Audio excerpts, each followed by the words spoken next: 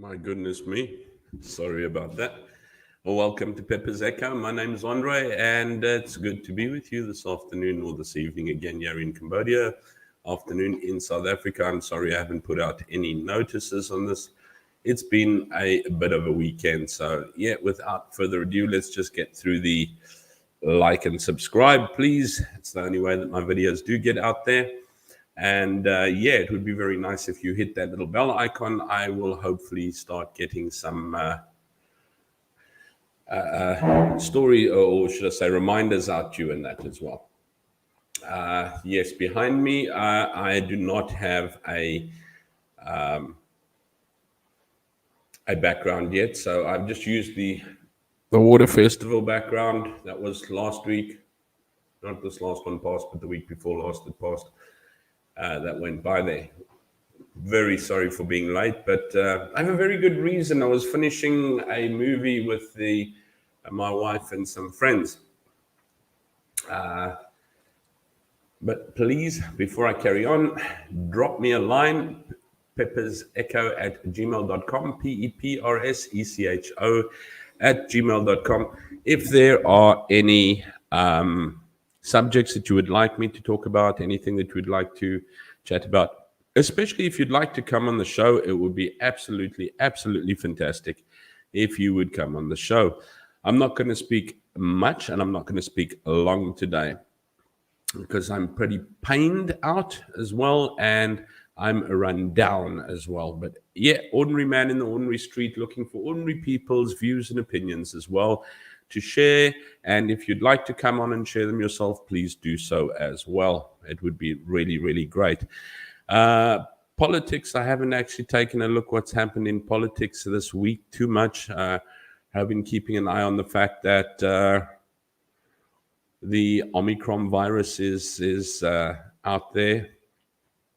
Fortunately, nothing in Cambodia as such yet. I know South Africa has a couple of cases, and a couple of countries have cut off flights from South Africa, which has made South Africa a little bit hot under the collar.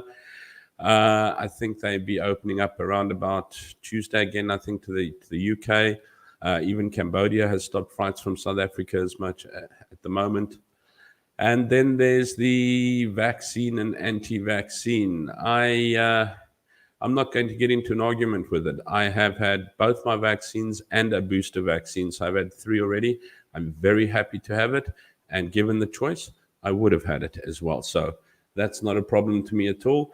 The choice is yours. I just think that you should be accepting what comes with it.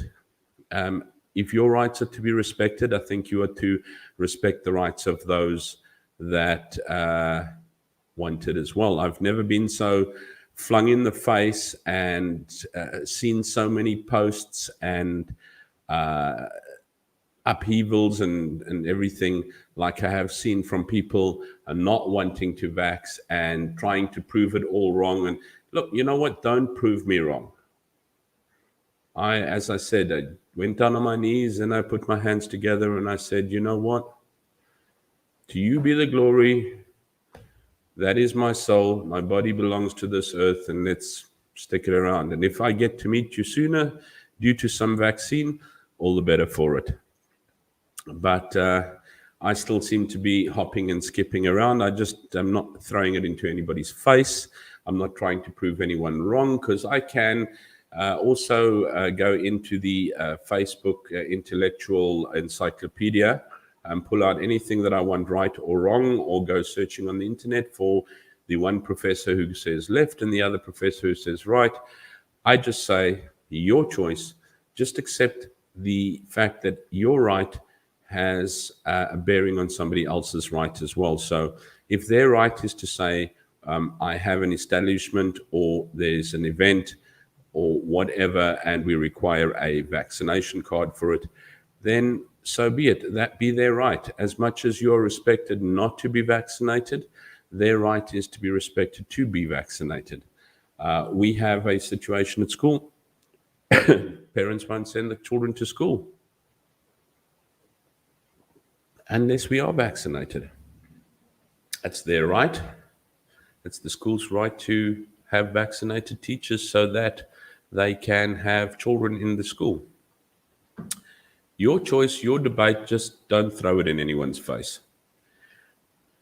Going along today, what else has happened this week? I started gymming. I feel like an absolute spring on steroids. I am so sore. I think my teeth hurt. Not doing very much, but just different exercises with a chap who's been doing it for a while. Not long, half an hour an evening, but I have woken up from pain in the evening. And that once again sort of makes you look at the saying, no pain, no gain. Well, I hope I'm going to gain something out of this, because it sure as hell got a lot of pain there. But yeah, what we associate with. I've been working probably the last 3 or 4 weeks. I've been working on association and who you associate with, what you let in your life, what you let out of your life, where you place yourself, etc., etc. You want to be with the cool kids and run the beat to the cool kids, and they are not exactly on the right path. Just remember, you might be cool when you're around them, but afterwards you are going to reap those benefits as well as such. It's a little bit of a toss up in the air for you to make a choice. This week I have looked at associating with things, items, places, situations, or should I say surroundings. Now, why do most of us struggle to lose weight? Because we associate losing weight with extreme pain. Not necessarily physical pain, but you can experience mental pain.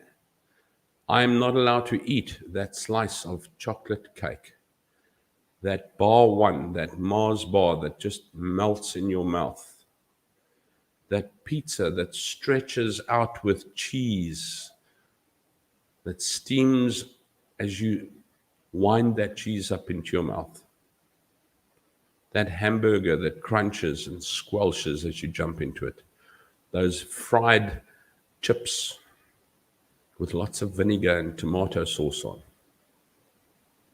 That is associated with pleasure.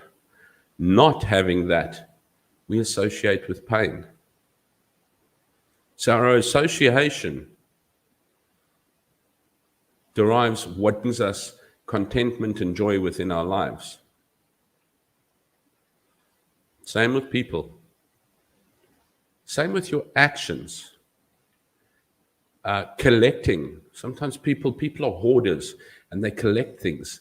And you know what? And you lose something. And that belonged to my mom or my dad or my grandmother or my brother or whatever. And it's even worse if they've passed away as well, because now it's gone or now it's broken or whatever. You attach an emotion to things, to places, to things. And we've got to caution how and where we attach our emotions and our feelings, what we attach them to. I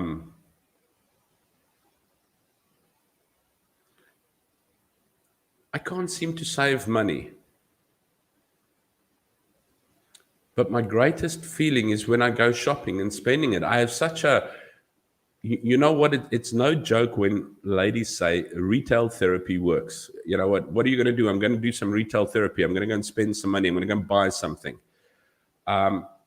Everybody feels good when they spend money, when they buy something for themselves, when they're out buying. So what do? They automatically attach the feeling of buying as a wonderful feeling.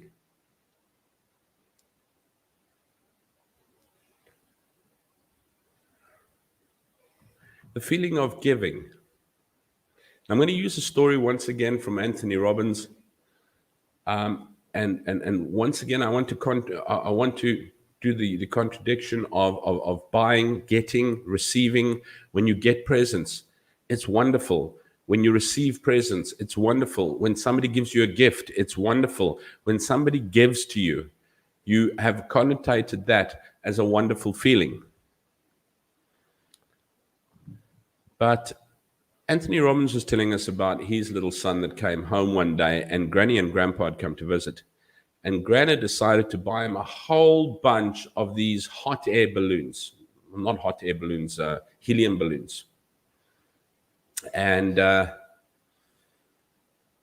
she gave this to him. And of course, he was out of his mind with excitement because this little boy had just received a whole bunch of helium balloons. In his hand, they were up into the sky. Brilliant. His dad turned around to him and said, "Oh, that's wonderful." He said, yes, it's really great. He said, "Well, I tell you what, let's go down. Wouldn't it be great if we went to the old age home and we went and we gave those balloons to the old people?" And at first, the little one was like, no. The dad sort of did a little bit of a nudge to say, you know what, this would be approved a little bit better if we did go. And so maybe not as willingly at first, he went with his father to the old age home. And he went and he handed out balloons to the old people. Well, they loved him. They hugged him. Their faces just lit up. They complimented him. They smiled. They laughed with him. He enjoyed that input so much, this absolute doting over him, that what eventually he learned is he learned that the feeling of giving was a good association. He felt good when he gave. I'm not saying go and give everything away. Oh, yeah, have my car, whatever. But what I'm saying is, so the feeling of giving something away almost trumped the feeling of receiving something, or did probably trump receiving something. It's a good way to bring up your children. It's a good way to teach yourself. And there's no ways that you can say you can't teach an old dog new tricks, because we're all a bunch of old dogs these days. And learning to give and teaching yourself that that's a good feeling. Because most people give because they're guilty. You know what? If I give something, I won't feel as guilty. I won't feel as bad about this. But we don't connotate it. We connotate giving with a feeling of, I'm forgiving myself. You know what? I feel bad. I feel guilty. I've done so much. I do that and I do that. Now, if I give, so that would almost be conditionally. But that's why we give. A lot of the times we give because we are wanting to excuse our guilt, or we do feel guilty. We haven't associated the wonderful feeling, that absolute emotion of joy and happiness that giving gives us. We don't give for joy and happiness. We give because we're guilty of something, or we're feeling bad about something, or we feel maybe we've got too much of something. Now, we'll get onto that another time as well, between feeling guilty and feeling grateful, because those are really, really important. But it's connotating the right feeling to the right to the right action. As I said, if you are connotating losing weight to eating a measly little few grains in the morning, a lettuce leaf and a piece of tomato in the afternoon, and half an apple in the evening, and trying to drink water throughout while everybody's around you pigging out, your connotation to losing weight is going to be so painful. If you can see exercise as a waste of time, it's just killing you, it's hurting you, it is absolutely no fun whatsoever. But if you can see exercise as being fun, quick, healthy, happy, better feeling, better relations, better aptitude with people around you, finishing off starting off your day properly, that, or not a waste of time, all of a sudden you want what makes you feel good. We want what makes us feel good. That's why people grab sweets and chocolates. We want what makes us feel good. Biltong makes us feel good. Chocolates make us feel good. A Coca-Cola makes us feel good. KFC or a burger makes us feel good. Nobody ever went in there and said, could I have a salad, no salt, just water? You could maybe drizzle a dash of oil and only tomato and lettuce, please. And felt good about it. You'd feel less guilty, yes, because you're not eating so much. But you didn't feel good about it in the end either. Let's take a look at church and God. How many people don't go to church or don't worship their God or take care of that line? Because they've been shunned by people. I'm not saying they haven't. They have been judged by people. And they've associated a relationship with God as a judgment, as being shunned, as being thrown out. And sorry to tell you, but that's not what our loving God does. He doesn't kick you out, and he doesn't throw you out, and he doesn't boot you out either. That, sadly, is the work of people. And people then connotate that feeling of rejection with a relationship with God. And sadly, we have so many different churches, and churches have become businesses these days, which is important to have money flowing, and instead of the spirit flowing.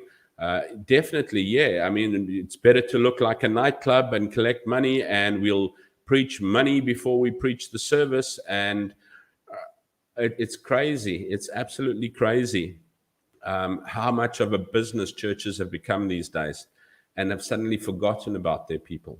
And I'm not saying all of them, but I'm just saying you might have ended up wanting to just finding a hip church to go to, and somebody, oh, we're really cool over there. And you've been rejected. You felt rejected because it's been watered down and the proper faith hasn't been given.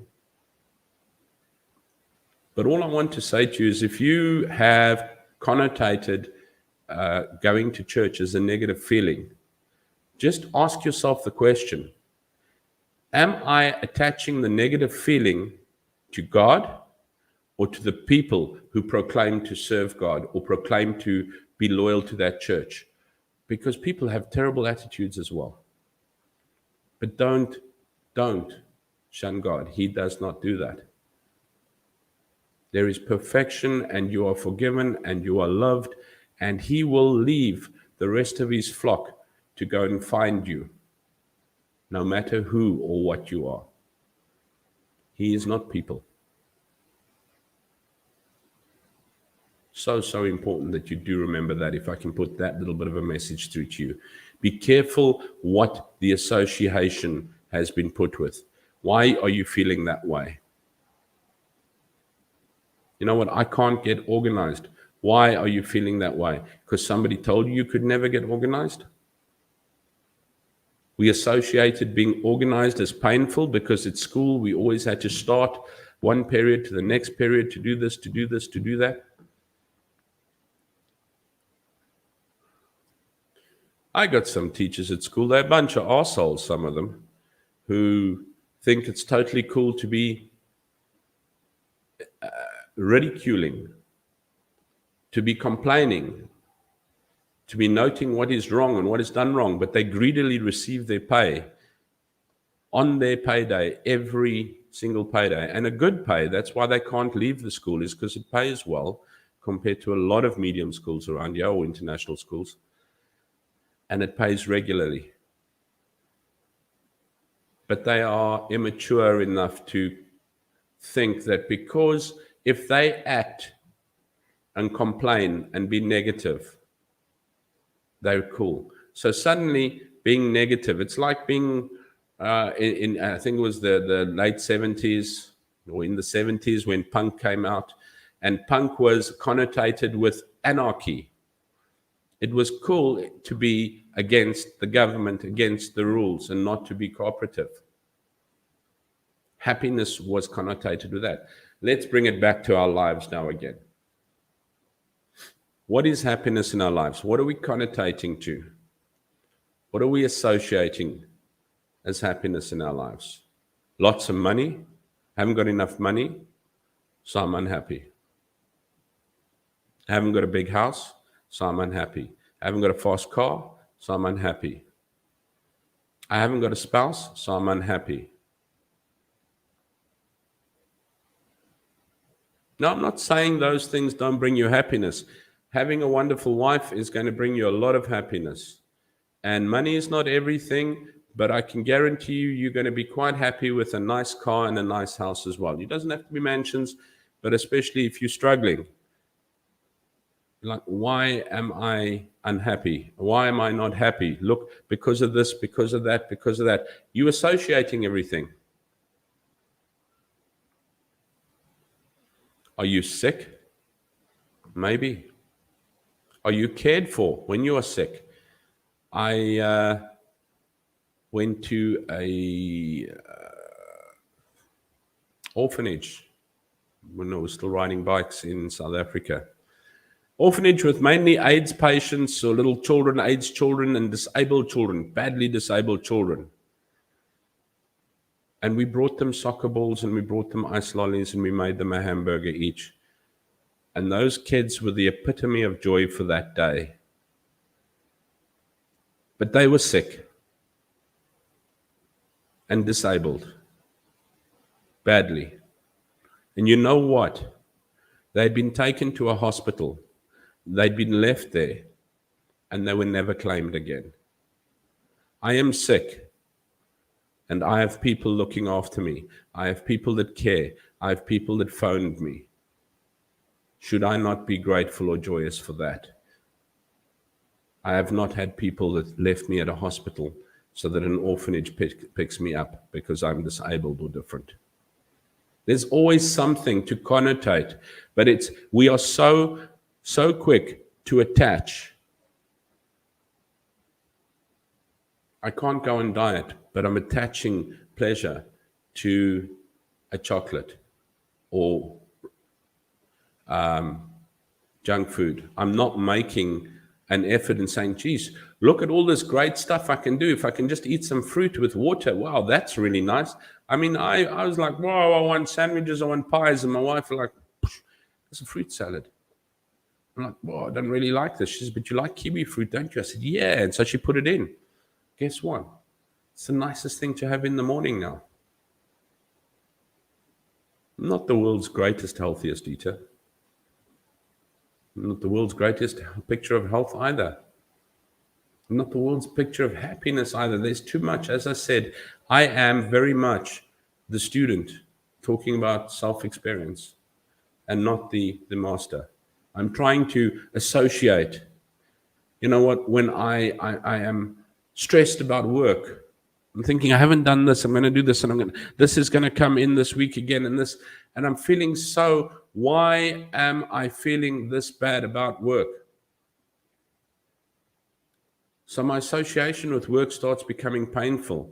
But is my association with work really that painful, or is it just because I've got a couple of idiots who are immature? Is it because I don't like unexpectedness? Should I accept the unexpected and then I'll feel better? But if I don't, I'm going to be miserable because I'll never know what's going to happen. That's something about, I'm sure you've read that or heard that little poem. If you want to know about an hour, ask a doctor, or if you want to know about a second, ask somebody who's racing cars. If you want to know about a millisecond, ask a runner, and etc. And ask if you want to know about a week, ask a premature baby or whatever. That every single time matters, but you know what? Today matters. And what I've been struggling to do is focus and associate with today as being a good day. How am I feeling today? Today I sat outside a mall all by myself. Shame, Andre. Yeah, no, I'm kidding. Others were shopping, and I haven't felt my bright little self today. So I went to sit on a bench outside the front of the mall, had a cigarette and a bottle of water. And I looked out, And it was a bustling city. There was Central Market just in front of me. There was buildings and buildings and this old big sign up outside that said Hong Kong Jewelers. You can see it's been there for a long time. There were birds. The weather is being a little bit cooler just the last 2 or 3 days. A little breeze blew over. And I've never felt more content and happy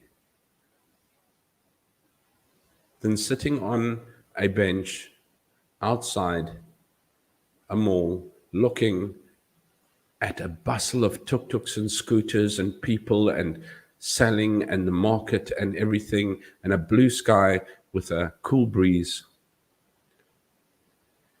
And I was like, you know what, Lord, if I went on this bench, I'd be a happy man because I just feel really, really happy. It wasn't in anything smart. It wasn't in anything, but all of a sudden that peacefulness that I connotated with, that I associated with, was what made me happy.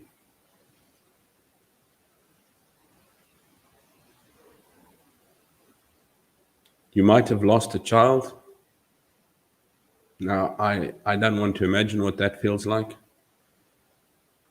You can't hold on to it. Yes, you need to grieve, but how wonderful that that child has gone to be in the arms of Jesus. And that you have had the opportunity to spend what you did, and that you can still tell people about the experience. I've had some really, really shifty times in my life, and I've had bad times, and I haven't really been exactly the model student. And I was doing a pastoral counseling, narrative pastoral counseling course. It's a couple of months with a Dr. Joe Fillion.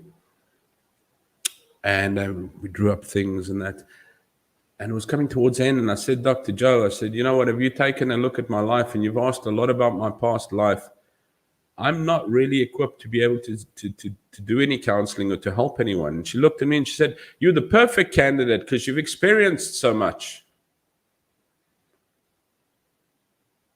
So if you're going to associate not being able to help people, not being able to be there for people, not being able to talk to people because you feel that you have had too much of a broken life, let me tell you now, associate the fact that you have had so much heartache and broken, and if you didn't, whatever you've had in life qualifies you to be able to be there for people. The choice is yours, whether you find being there for people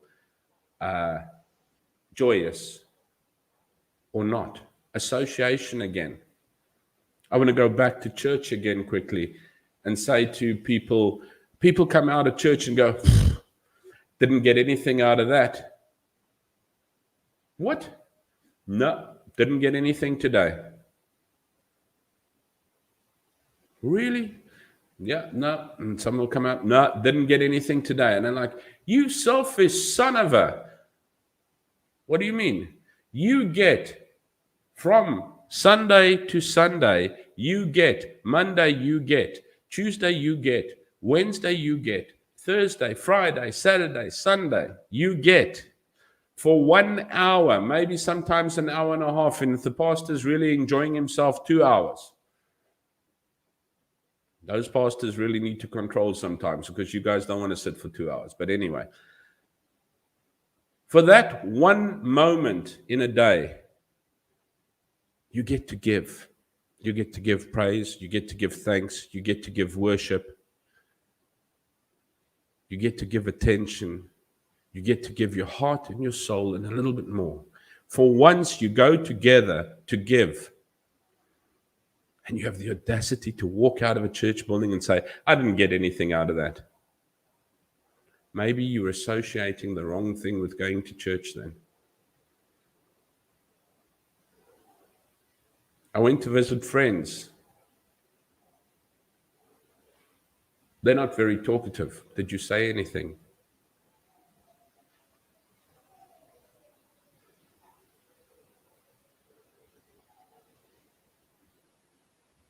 People look down on me. How do you look upon yourself?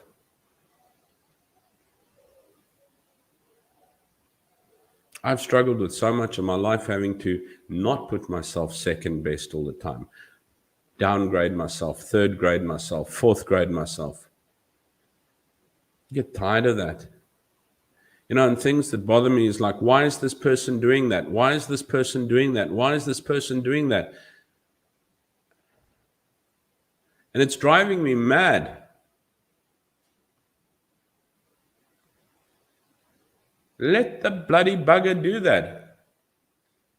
As long as it doesn't affect negatively. Otherwise, do something about it. But otherwise, don't. Don't play things over in your head today like it's a movie to go on for the week or a series, or you know what? These days they have Netflix that you binge watching on. I want to close off with the association of Christmas. Isn't it a nice time of the year? Everybody like little jingle bells and little angels and it's the time of giving and happiness and goodwill to all and fish paste. I hated Christmas for a long time in my life. Nothing bad happened to me, so I can only imagine those people who have had something bad happen to them over the Christmas period and have associated it with that. But this beauty and this kindness and goodness. I worked in retail and I have never seen such seething venom, vile greed, nastiness, slanderingness between brother and friend. And when I say brother, I'm talking about no blood brothers. I'm talking about you and I. How you would just absolutely be over inundated. You might have got a bonus, so now the world is yours. You want this, you want that. You treat people, the poor person behind the counter, the person behind the checkers counter, the person at the clothing retail, the person at the computer retail, the person at the do-it-yourself retail, whatever, suddenly becomes the piece of shit under your foot. And you know what? These are people that I saw in church, that I know come out of church, that actually come dressed out of church. And I think, Manel, you must be quite a staunch Christian. But boy, is it necessary to act like a Roman. Because, wow. And I think that's sometimes the association people put with churches. So I'd say to you, give God a go. But remember what Christmas is. It's not buying and getting and giving. It's celebrating. Jesus' birthday is not on the 25th of December. I don't think there's anybody that's that gullible that knows it. Somewhere else during the year. We don't know. But it's the day that we celebrate it on. It's the day that we remember it on. That's why. Everyone's like, oh, why are you celebrating on the 25th? Because that's the day. But what do we connotate Christmas with? Giving, receiving, getting money, getting presents, getting food, drinking, relaxing, kicking it up. That's what makes us happy. Almost the wrong walk of life, guys? Almost the wrong walk of life. I wouldn't say almost, I would say. It's good to receive, say thank you, and it's good to give unconditionally with a good heart what you can. Don't try and impress people, and don't feel bad if you can only give a card. You know what I'm trying these days to do is I'm trying to get away from this Facebook birthday thing. Especially when it's friends that I know. I've got their phone number on my phone, and guess what? It's their birthday, and there we go. Quickly just paste a little picture or type a little thing on Facebook. I've remembered your birthday. No, rubbish. Facebook remembered your birthday. What I like to do is I put them into my calendar so that my calendar reminds me. So it wasn't Facebook that reminded me. And I like to pick my phone up and I like to phone them. And if you don't answer my phone call on the other side, well, tough is. You just missed on one of the greatest people's wishing you happy birthday. Because I cared. Why do I care? Because I want people to care about me.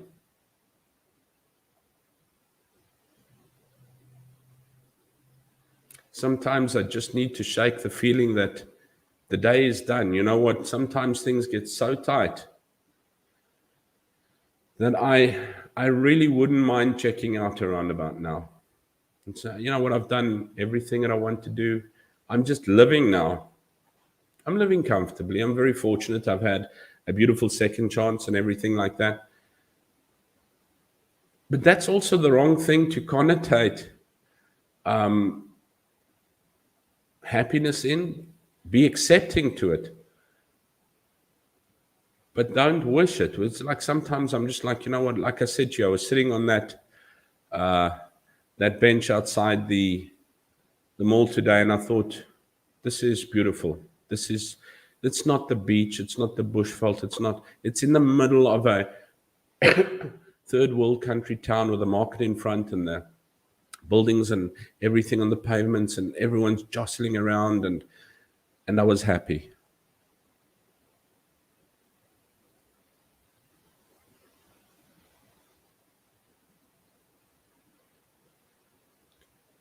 I would like to replicate that feeling more often than being stressful, being painful. And what I'm trying to say, and what I'm going to finish off with, because I'm not going to do more than another 2 minutes, is I'm going to say to you is you need to be cognizant. You need to be in the moment. You need to live for today. Because tomorrow is not guaranteed or promised. And if it is, we'll live through tomorrow and we will make it a wonderful day tomorrow. But right now, it's what we do now.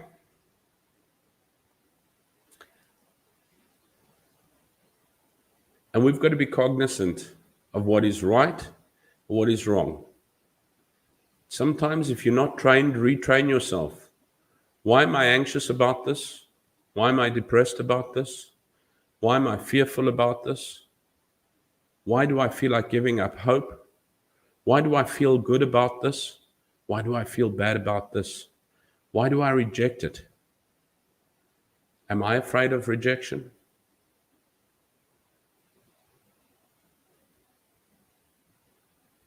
You will know what is right. But remember what you're associating with. Not only the people and the places, but the ideas and the emotions that you associate with. And careful that you're associating your emotion with the right thing.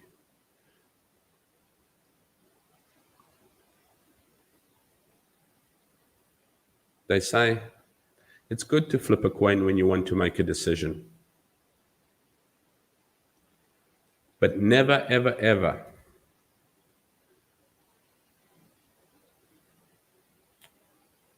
look at the coin once it's dropped. Flip a coin, because you know when that coin's in the air, you know exactly what you're wishing for it to fall on. And that's how you make your decision, not the coin. But you flip that coin. Heads, it's yes. Tails, it's no. You flip it into the air. When that coin is in the air, you've made your decision. You never look at what the coin fell on. Thanks for the evening, guys. For the afternoon, people. Please like and share. Enjoy. Maybe start doing some recorded content. We'll see. Otherwise, maybe get my background sorted out sometime or other. I've put a virtual one there now. Thank you very much, StreamYard. But yeah, have a good day. Have a good evening. Your week. See what you associate with. Change your associations. And if you're not too sure what you want to do, flip a coin. Just don't ever look at the answers. Take care. Be good. If you can't be good, at least be kind. Cheers.